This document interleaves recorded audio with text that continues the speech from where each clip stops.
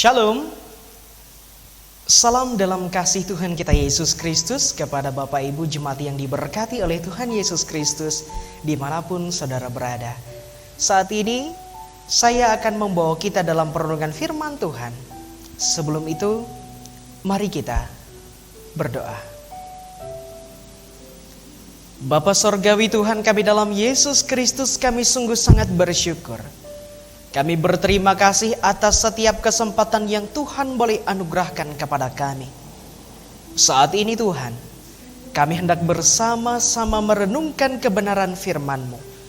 Biarlah Engkau memberkati kami, Engkau memberkati firman-Mu, Engkau pun juga memberkati hamba-Mu yang akan menyampaikan firman-Mu ini. Biarlah apa yang hamba sampaikan dan apa yang hamba perkatakan boleh sesuai seturut dengan kehendak Tuhan. Agar biarlah firman-Mu dapat berakar, bertumbuh dan berbuah dalam kehidupan kami hari lepas hari. Dalam nama Tuhan Yesus Kristus kami berdoa dan mengucap syukur. Amin. Jemaat yang diberkati dan dikasihi oleh Tuhan Yesus Kristus, mari kita buka Alkitab kita pada saat ini. Kita buka bersama 1 Yohanes pasalnya yang ketiga, ayatnya yang ke-11 sampai ayatnya yang ke-18. 1 Yohanes pasal 3 ayat 11 sampai ayatnya yang ke-18. Di bawah perikop kasih terhadap saudara sebagai tanda hidup baru. Demikian firman Tuhan. Sebab inilah berita yang telah kamu dengar dari mulanya, yaitu bahwa kita harus saling mengasihi. Bukan seperti Kain yang berasal dari si jahat dan yang membunuh adiknya. Dan apakah sebabnya ia membunuhnya? Sebab segala perbuatannya jahat dan perbuatan adiknya benar. Janganlah kamu heran saudara-saudara, apabila dunia membenci kamu. Kita tahu bahwa kita sudah berpindah dari dalam maut ke dalam hidup, yaitu karena kita mengasihi saudara kita. Barang siapa tidak mengasihi, ia tetap di dalam maut. Sebab orang yang membenci saudaranya adalah seorang pembunuh manusia. Dan kamu tahu bahwa tidak ada seorang pembunuh yang tetap memiliki hidup yang kekal di dalam dirinya. Demikianlah kita ketahui kasih Kristus, yaitu bahwa ia telah menyerahkan nyawanya untuk kita. Jadi kita pun wajib menyerahkan nyawa kita untuk saudara-saudara kita. Barang siapa mempunyai harta duniawi dan melihat saudaranya menderita kekurangan, tetapi menutup pintu hatinya terhadap saudaranya itu, bagaimanakah kasih Allah dapat tetap di dalam dirinya?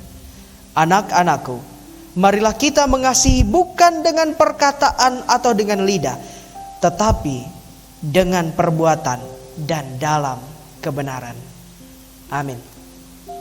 Jemaat yang diberkati dan dikasihi oleh Tuhan Yesus Kristus, pada masa sekarang secara khusus kita tengah menghadapi masa-masa menjelang pemilihan kepala daerah, secara khusus gubernur dan wakil gubernur di Kalimantan Tengah.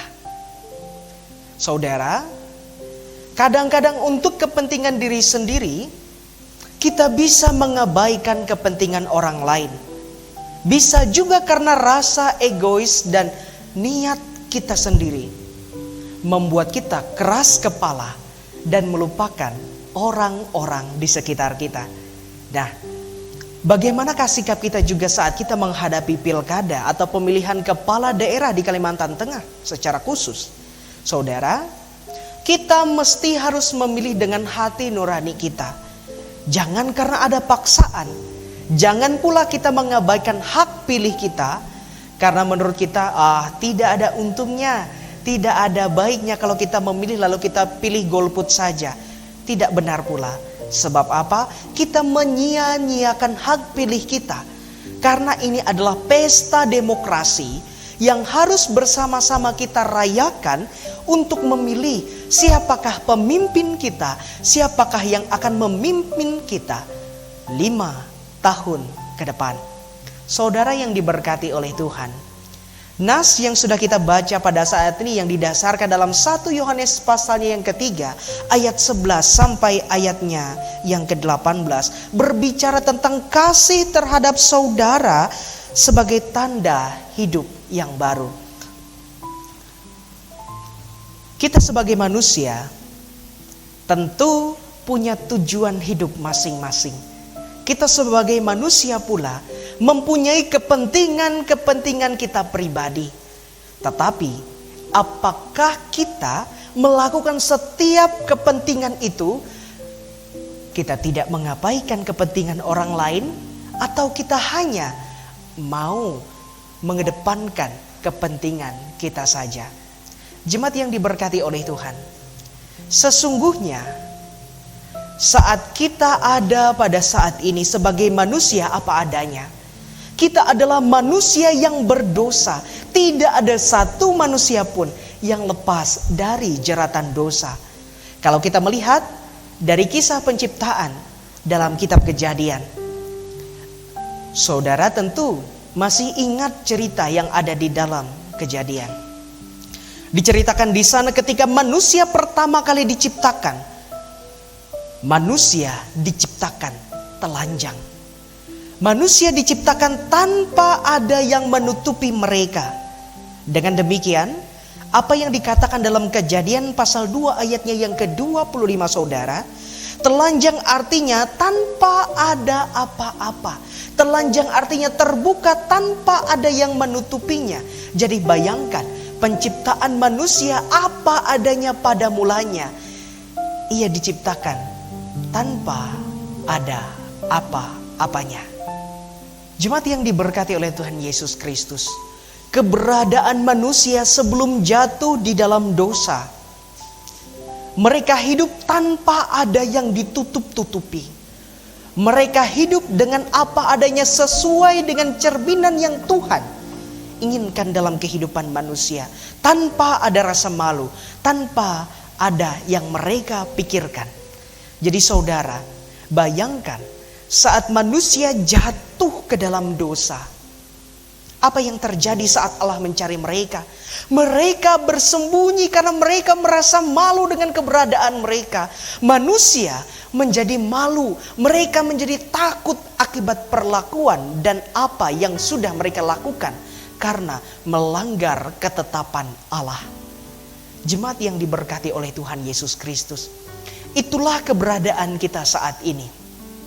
Kita tentu memiliki sesuatu hal yang bahkan kita tutup-tutupi dari orang-orang di sekitar kita. Kita saat ini mungkin tidak menjadi diri kita yang sejati karena adanya dosa yang masih menguasai kita.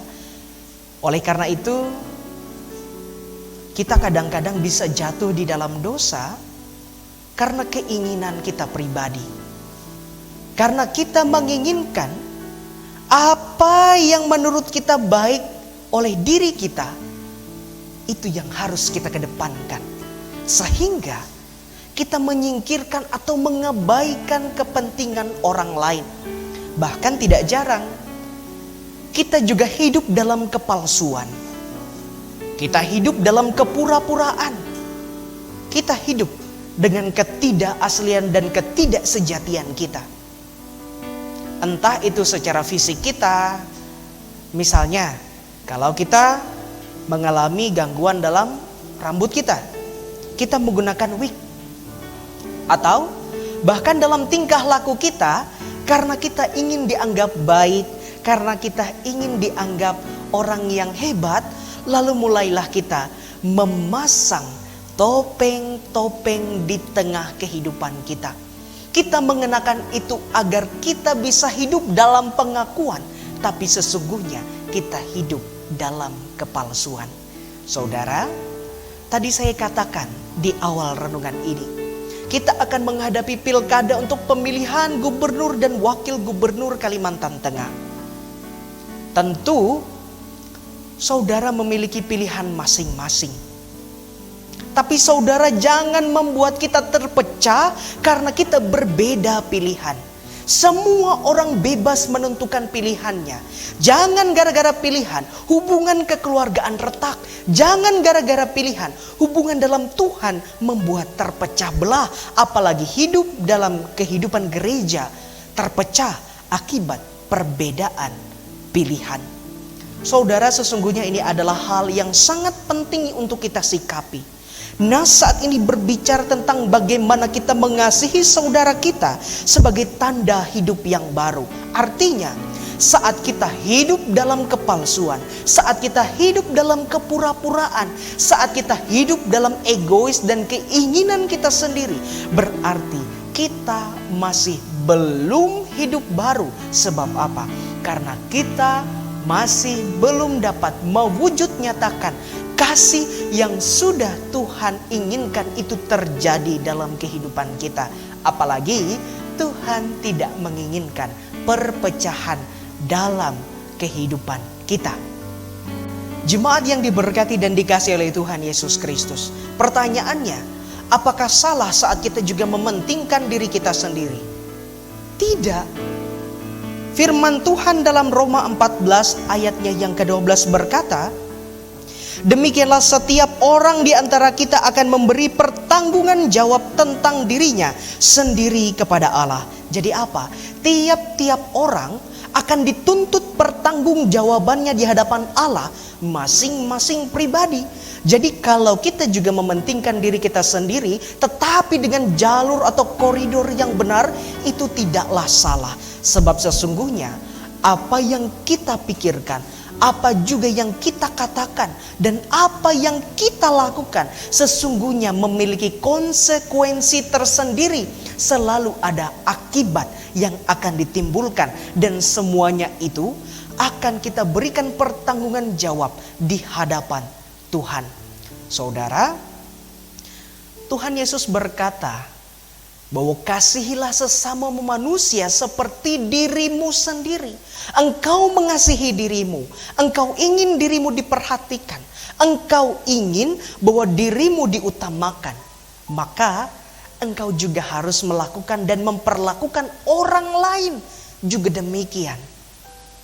Jadi maksud daripada mengasihi ini juga sangat luas makna dan pengertiannya.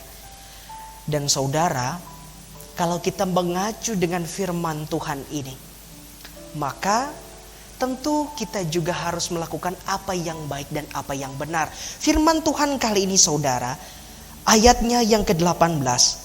Anak-anakku, marilah kita mengasihi bukan dengan perkataan atau dengan lidah, tetapi dengan perbuatan dan dalam kebenaran. Tidak cukup kasih itu hanya diperkatakan dengan perkataan kita, dengan lidah kita, dengan omongan kita saja. Kata orang omdo, omong doang saja. Tetapi tidak kita lakukan dalam perbuatan kita. Itu adalah hal yang salah. Malah dalam firman Tuhan kali ini, kita harus melakukan atau mengasihi itu dengan perbuatan dan juga dalam kebenaran. Saudara, berat bukan melakukan hal ini? Tetapi sesungguhnya di dalam Tuhan tidak ada yang mustahil dan tidak ada yang berat. Saudara, ada cerita angka 6 dan angka 9. Kalau di hadapan saya, mungkin ini adalah angka 6. Tapi mungkin di hadapan saudara, ini adalah angka 9. Dalam ilustrasi ini saudara, entah kita berbeda pikiran, entah kita berbeda pendapat, atau kita memiliki perbedaan dimanapun juga dalam kehidupan kita. Ingat akan satu hal, jangan kita berpegang pada nilai dan standar serta kebenaran kita secara pribadi. Kita juga harus memperhatikan kebenaran yang ada menurut sudut pandang orang lain. Tetapi itu pun masih bisa berlaku kecacatan, atau masih bisa terdapat kesalahan dalam berpikir dan sudut pandangnya. Jadi apa yang harus kita lakukan? Kita juga harus memohon pertolongan dan juga penyertaan Tuhan, meminta hikmat daripada Tuhan, Agar dalam setiap pendapat, setiap perbedaan yang kita alami, kita juga serahkan kepada Tuhan. Karena kebenaran yang sejati itu hanyalah milik Tuhan. Saudara yang dikasihi dalam Tuhan Yesus Kristus, pada saat ini saya juga mengajak kita agar kita stop untuk hidup dalam kepura-puraan. Stop hidup dalam egois diri kita sendiri. Tetapi mulai saat ini kita harus hidup dalam kehidupan yang sejati sebagaimana yang Tuhan inginkan, yakni hidup dalam kasih mengasihi, dalam perbuatan, dalam kebenaran, dan juga kita harus hidup tanpa ada kepura-puraan satu dengan yang lain. Mulailah memperhatikan orang lain, tidak hanya diri kita sendiri, karena saat itu dilakukan, maka itu berarti kita sudah hidup baru di dalam Tuhan Yesus Kristus. Jadi saudara, entah bagaimanapun kita menapaki hari-hari kita, entah mungkin nanti saat kita menghadapi situasi atau suasana pilkada nanti, berbeda pilihan bukanlah masalah, berbeda pendapat bukanlah masalah, tetapi yang utama tetap jaga kesatuan dan persatuan. Jangan mau dipecah belah oleh karena isu pilkada. Tetapi biarlah kita menentukan pilihan kita dengan bijaksana. Dan selalu kita minta pertolongan dan hikmat daripada Tuhan saat kita memilih, agar apa yang kita pilih itu menjadi pemimpin yang betul-betul mengedepankan kepentingan rakyat masyarakat yang ada. Biarlah senantiasa firman Tuhan ini menolong kita hidup dalam persekutuan dan persatuan, hidup dalam kasih dan mengasihi, bukan hanya dalam perkataan tetapi dalam perbuatan kita. Tuhan menolong dan memberkati kita dengan firman-Nya.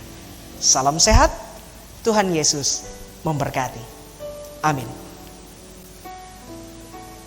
Jemaat yang diberkati dan dikasihi oleh Tuhan Yesus Kristus, marilah saat ini kita ambil saat teduh sejenak dan mari kita bersama-sama berdoa. Saudara, silahkan naikkan doa secara pribadi masing-masing dan mari kita berdoa. Tuhan, kami dalam Yesus Kristus, kami bersyukur atas firman-Mu. Firman-Mu boleh mengingatkan dan menegur kami agar kami hidup dalam kehidupan yang saling mengasihi satu dengan yang lainnya. Sebagaimana kami mengasihi diri kami dan sebagaimana kami mengasihi Allah, demikian kami harus mengasihi sesama kami. Ya Tuhan Yesus Kristus, pada saat ini Tuhan, kami bersyukur untuk firman-Mu yang boleh mengingatkan kami. Dan demikian pula ya Tuhan, kami juga menaikkan seru dan doa kami, yang mana pada saat ini pula Tuhan kami memasuki masa-masa pemilihan kepala daerah Provinsi Kalimantan Tengah. Biarlah ya Tuhan Engkau memberkati setiap calon yang ambil bagian dalam pemilihan kepala daerah ini. Tuhan memberkati mereka senantiasa, sehingga siapapun juga nanti yang terpilih, mereka adalah pilihan yang terbaik yang dapat menjaga mandat dan amanat masyarakat dan juga rakyatnya, sehingga apa yang mereka ambil dalam setiap keputusan mereka nantinya senantiasa diambil berdasarkan keputusan yang takut akan Tuhan.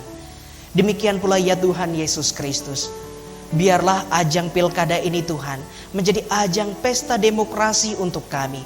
Jangan biarkan kami terpecah belah oleh karena pilihan ataupun pesta demokrasi ini. Tetapi biarlah dengan pemilihan kepala daerah ini Tuhan, justru sebaliknya kami semakin dieratkan kekeluargaan pun juga dalam kehidupan kami berjemaat. Dan kami percaya ya Tuhan Yesus Kristus, Engkau memberkati setiap pilihan yang akan kami tetapkan nanti. Sehingga apapun yang terjadi, kami percaya Tuhan juga senantiasa terus mengiringi dan menyertai kami dalam setiap pilihan yang akan kami ambil. Tuhan kami dalam Yesus Kristus, kami juga berdoa dalam kehidupan kami sehari-hari, biarlah Engkau memberkati kami dalam setiap kegiatan tugas dan tanggung jawab kami, sehingga kami dapat melaksanakannya dengan penuh tanggung jawab, dengan penuh rasa syukur kepada Tuhan karena Engkau memberkati kami. Demikian pun kami memberkati orang-orang melalui tugas, pekerjaan dan juga talenta yang Tuhan anugerahkan kepada kami. Ya Tuhan Yesus Kristus, saat ini juga kami menyerahkan kesehatan dan juga kekuatan tubuh kami, Agar biarlah kami boleh diluputkan bahkan di tengah-tengah pandemi COVID-19 ini Tuhan. Engkau memberkati senantiasa agar kami boleh dijauhkan bahkan diluputkan dari pandemi COVID-19 ini Tuhan. Tetapi sebaliknya justru kami diberikan kesehatan dan juga kekuatan. Bahkan kami dapat beraktivitas dengan normal tanpa ada hal-hal yang kami takutkan. Karena Tuhan sesungguhnya memberkati dan menyertai kami. Demikian pula ya Tuhan Yesus Kristus. Kami juga berdoa ya Tuhan untuk orang-orang yang kami kasihi, orang-orang yang kami sayangi dimanapun mereka berada. Biarlah Tuhan perlindungan dan penyertaan Tuhan akan senantiasa Engkau limpahkan dalam kehidupan mereka. Saat ini mungkin ada jemaat kami bahkan orang-orang yang sedang berduka. Biarlah Tuhan Engkau hiburkan. Biarlah apa yang terjadi dalam kehidupan mereka yang membuat mereka jatuh, Engkau pegang tangan mereka Tuhan. Sehingga mereka tidak tergeletak begitu saja. Tetapi kasih-Mu Tuhan senantiasa tetap menjaga, melindungi mereka. Bahkan meluputkan mereka dari kedukaan. Bahkan menghiburkan mereka yang dalam kedukaan saat ini. Mereka yang berada dalam sukacita Engkau berkati pula. Sehingga sukacita yang boleh mereka rasakan tidak berlalu begitu saja. Tetapi senantiasa hidup dalam berkat dan pengasihan Tuhan. Ya Tuhan Yesus Kristus, kami menyerahkan setiap doa dan seru jemaat Tuhan dimanapun mereka berada. Biarlah apa yang menjadi harapan, cita-cita dan doa mereka Tuhan Engkau dengarkan.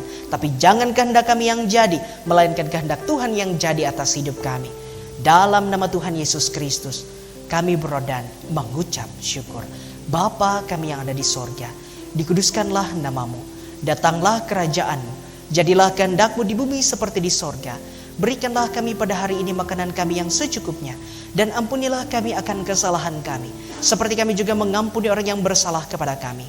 Dan janganlah membawa kami ke dalam pencobaan, tetapi lepaskanlah kami daripada yang jahat. Karena Engkaulah yang mempunyai kerajaan dan kuasa dan kemuliaan sampai selama-lamanya. Amin.